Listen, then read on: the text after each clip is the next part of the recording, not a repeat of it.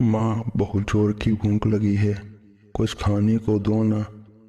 अब तो भूख से मेरे पेट में दर्द होने लगा है। बोलो भाई, आप देख रहे हो बाहर इतनी तेज बारिश हो रही है। और ऐसे बारिश में माँ कहाँ से खाना लाएगी। ऐसे भूखे बच्चों की बातें सुनकर पीहू चिड़िया बहुत परेशान थी, क्योंकि कई दिनों से बरसात होने के कारण घर में खाने को एक दाना भी नहीं बचा हुआ था। बच्चों, अरे तुम दोनों थोड़ा इंतजार करो। जैसे ही बरसात कम होती है मैं तुम्हारे लिए भोजन ले आऊंगी। माँ, आप कबूतर अंकल को फोन करें ना कि वो हमें कुछ खाने को दे जाएं। फिर कुछ देर सोचने के बाद पीहू कबूतर के पास फोन करती है। आपका फोन बज रहा है। ये तो पीहू चिड़िया की कॉल है। हेलो पीहू चिड़िया, क्या बात है? इस समय कैसे फोन किया? सब ठीक तो है ना? कबूतर भैया, सब ठीक है, लेकिन मेरे बच्चे भूखे हैं। क्या आपके घर में कुछ खाने को है? अगर है तो थोड़ा सा मुझे दे दो, जिससे मेरे बच्चों की भूख मिट जाए। क्या बताऊं चिड़िया बहन, मेरे बेटे को 2 दिन से तेज बुखार आ रहा है।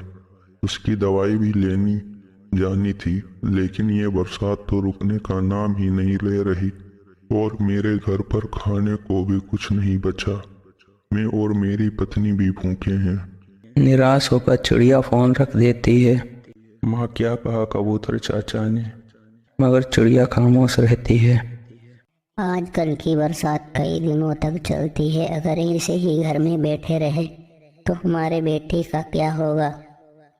हाँ, मुझे निकलना होगा। बच्चे की खातिर ऐसी तेज बरसात में ही निकलना पड़ेगा। अगर बेटे की तबीयत ठीक होती तो मैं भी आपके साथ अति नहीं, मैं पीहू चिड़िया को साथ ले जाता हूँ। ऐसा कहकर कबूतर पीहू चिड़िया के घर की ओर चल देता है। कौवा और कोई भी अपने घर में भूखे ही बैठे थे। यहाँ जाने ये बरसात कब रुकेगी और कब हमें कुछ खाने को मिलेगा। मैंने बरसात शुरू होने से पहले ही तुम्हें कहा था कि बरसात के लिए कुछ भोजन जमा कर लेते हैं।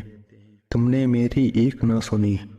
चुप कर जाओ ए कालू, सबके पति भोजन लाते हैं, एक तुम ही हो निकम्मे कहीं के। मेरी तो किस्मत ही खराब थी, जो तुम जैसे निखट्टू से शादी हुई।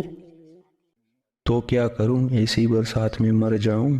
जाओ किसी पक्षी के घर से भोजन चुरा कर लाओ, वरना अभी के अभी मैं अपने मैके चली जाऊंगी। गौरी की ये बात सुनकर कालू हमेशा डर जाता था।